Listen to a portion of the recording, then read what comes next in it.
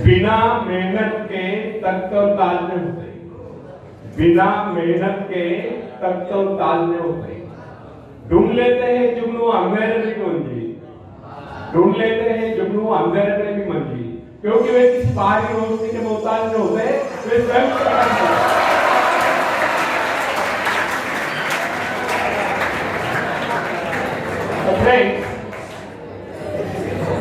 एक व्यक्ति है जिसके शरीर में स्वच्छ रक्त का संचार हो रहा है, नो कमेंट्स, जिसके शरीर में स्वच्छ रक्त का संचार हो रहा है, जिसके चौड़े कंधे हैं, सुंदर मजबूत दो हाथ है, जिसका वजन भी अच्छा है, जो सभी अंगों से युक्त तथा शरीर से चुस्त मस्त है, ऐसा व्यक्ति अगर दूसरों से सहायता मांगता है तो आप उसे क्या करेंगे, उसके बारे में क्या सोचेंगे? अवश्य वह सर्वांग संपन्न होकर भी अपंग कहलाएगा। आप ऐसे अपंग मत बनिए, आप सामर्थ्यवान बनकर दिखाइए, आप ऐसे बनकर दिखाए कि लोग आपसे सहायता पाने की चेष्टा करें। क्या आपको पता है कि आप जिन लोगों को जानते हैं उनमें बहुत से ऐसे हैं जिन्हें किसी दूसरों से सहायता की प्रतीक्षा है। सही बात तो यह है कि उनमें से बहुत से लोगों को इस बात का भी पता नहीं कि उन्हें जो सहायता चाहिए वह कहां से मिलने वाली है। फिर भी वे इंतजार करते और सोचते रहते कि बस अब उनका काम बनने वाला है, उन्नति के द्वार खुलने वाले हैं, कोई उनकी मदद के लिए आएगा, उनके सारे कष्ट दूर हो जाएंगे। क्या ऐसा संभव है? वास्तव में कोई किसी की सहायता करता है? ऐसे सोचने वालों ने अपने गिरबान में झांककर देखना चाहिए, क्या उन्होंने किसी दूसरों की कितनी सहायता की, उन्होंने आज तक किसकी कितनी मदद की है? क्या कोई ऐसा व्यक्ति है जो कहे कि उन्होंने उसे सहायता की थी इसलिए वो आज उन्नति की चोटी पर? फ्रेंड्स, यदि आपने या उन्होंने किसी दूसरों की सहायता नहीं की तो फिर किसी दूसरों से सहायता की प्रतीक्षा करो। ऐसे लोग केवल अपने भूल के कारण आगे बढ़ने से रुक जाते हैं। हर इंसान को चाहिए कि वह केवल अपने सहारे आगे बढ़े, लौटने के रास्ते से मुंह फेर कर बिना किसी के सहारे आगे बढ़ता चाहिए। आत्मनिर्भरता से तो मनुष्य की शक्तियां विराट रूप धारण करके प्रकट होती है। आत्मविश्वास ही सफलता की नींव है। इसी आत्मविश्वास के कारण हम दूसरों की सहायता करने में सफल हो सकते हैं। एक बहुत बड़े प्रबंधक एडमिनिस्ट्रेटर का कहना है, मैं अपने बेटे को ऐसी कंपनी में नियुक्त करना चाहता हूं जहां उसे कठिनाइयों का सामना करना पड़े, क्योंकि इससे उसकी सहन शक्ति और कुशलता विकसित होगी। यदि मैं उसे अपने कंपनी में रखूंगा तो वह मेरे भरोसे बैठा रहेगा, हर निर्णय के लिए वह मेरा मुंह ताकता रहेगा और उसमें ठहरे हुए पानी की तरह सड़क उत्पन्न होगी। आप सभी जानते हैं, आखिरी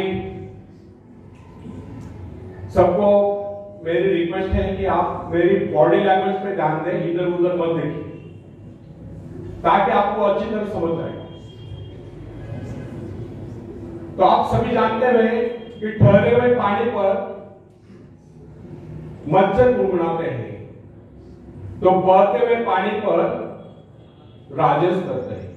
कितने सुंदर विचार थे उस व्यक्ति के। अगर हर माँ बाप अपने पुत्र या पुत्री के लिए इस प्रकार के उच्च विचार रखते हैं तो वे अवश्य उनके भाग्य विधाता बन जाएंगे। जो माँ बाप अपने बेटों या बेटियों को अधिक लाड प्यार से बिगाड़ देते हैं कि बच्चा जब चाहे स्कूल जाए, जब चाहे छुट्टी कर ले, जब चाहे कॉलेज जाए, जब चाहे छुट्टी कर ले, जब चाहे काम पर जाए, जब चाहे छुट्टी कर ले, तो ऐसे बच्चे भविष्य में कुछ नहीं कर पाते, उनका तो भविष्य नष्ट होता है। अपनी शक्ति पर स्वयं ही भरोसा करना पड़ता है, अपने कार्य स्वयं करने वाले सफल होते हैं। इसी से मानव के चरित्र का निर्माण होता है।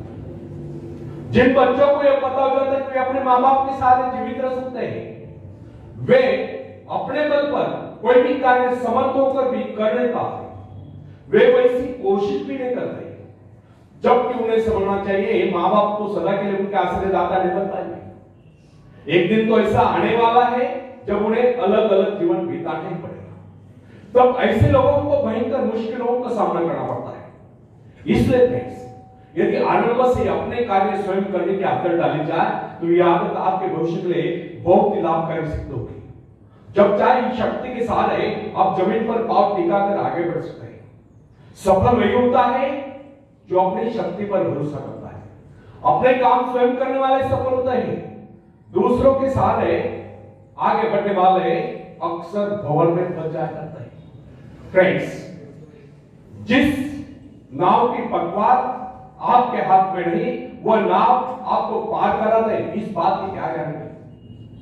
आपका जीवन तो उसके हाथ में है जिसके हाथ में नाव की पतवार, वो चाहे तो आपको डुबो दे, चाहे पार करा दे। फ्रेंड्स, जब नदी में बाढ़ आती है तब जो साहसी है, जिसे अपनी शक्तियों पर पूरा विश्वास है, वह तो तैरकर उस पार चला जाएगा,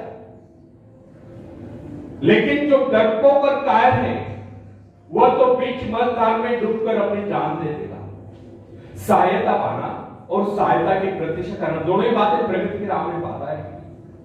अतः हर युवक या युवती के लिए आवश्यक है वे शुरू से ही अपने काम स्वयं करने के आदत डालें।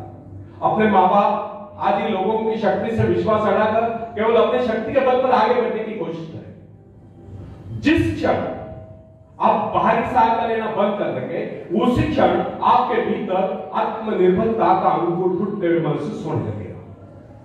स्वयं कार्य करते समय यदि आप असफल भी हो जाते हैं, तो बिना उस असफलता को घबराए तुरंत उस कमी की खोज कीजिए जिसके कारण आपको असफलता मिली, और जैसे आप उस कमी को खोज निकाले, तुरंत उसे दूर करने के प्रयास में जुट जाइए। आपका वास्तविक आदर तभी होगा जब आप एक सफल व्यक्ति के रूप में दुनिया के सामने आओ। मगर यदि आप एक व्यक्ति के बाद दूसरे व्यक्ति के आगे हाथ फैलाना शुरू कर देंगे, तो लोग आपको मंगता या भिखारी कहेंगे। अतः आप ये प्रण कर ले कि आपको केवल अपने भरोसे जीना है, ना कि किसी की दया पर, क्योंकि बाहरी सहायता किसी वक्त में वरदान सिद्ध होती है, अधिकतर समय अभिशाप की सिद्ध होती है। फ्रेंड्स, बाहरी सहायता मनुष्य की काम करने की गति को मंद करके शरीर में सुस्त ला देती है। आप ऐसे लोगों से बचिए जो आपको जीवन में आगे बढ़ने की प्रेरणा दें। कुछ लोग एक बाजू एक पाव वाले होते हैं, फिर भी वे अपनी लगन और अपनी मेहनत से अपनी जीविका चलाते हैं, फिर तो आपको हट्टे कट्टे फिर आगे बढ़ने की कोशिश आप क्यों नहीं कर सकते? मैं एक ऐसे व्यक्ति को जानता हूं जिसका एक पैर किसी रेल दुर्घटना में गिर गया था। उसने कभी किसी भिक्षा नहीं मांगी, किसी दान लेना गवार नहीं किया, यहां तक कि अपने बहन भाई का भी उसने कभी सहारा नहीं किया। उसने एक छोटा सा धंधा फुटपाथ पर आरंभ किया। शुरू में वो न्यूज़पेपर बेचने लगा, 2 पैसे बचाकर उसने वजन तौलने की मशीन खरीदी, उस पर अपना पेट पालने लगा। आज वही व्यक्ति उसी फुटपाथ के किनारे एक बहुमंजिला बिल्डिंग में न्यूज़पेपर स्टॉल लगाकर बैठा है, साथ में जेरॉक्स सेंटर भी खोल रखा है, और सुना है आजकल वो मोबाइल शॉपिंग भी चला रहा है। वो स्वाभिमानी, किसी से मदद लेना वो अपना अपमान समझता था।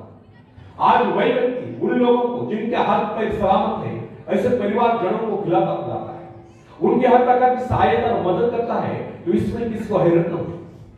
आज वो दूसरों की सहायता करने में हो चुका है।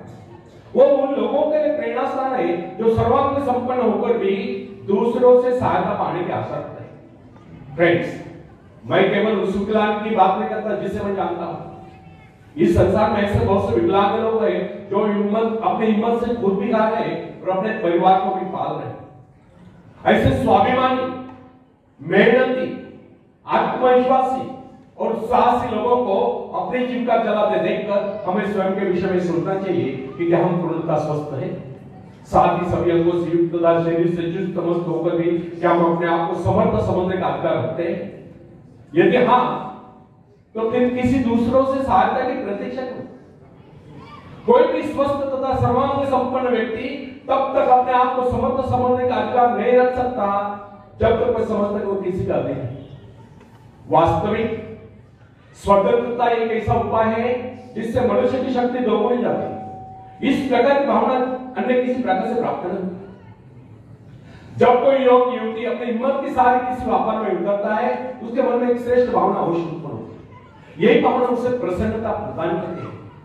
इससे पहले किसी का अधीन न तो चाहे वो कितना ही बड़ा कारोबार क्यों न कर चुका, परंतु उसे स्वतंत्रता से अपने आत्मविश्वास के साथ काम करने में एक नए आनंद का एहसास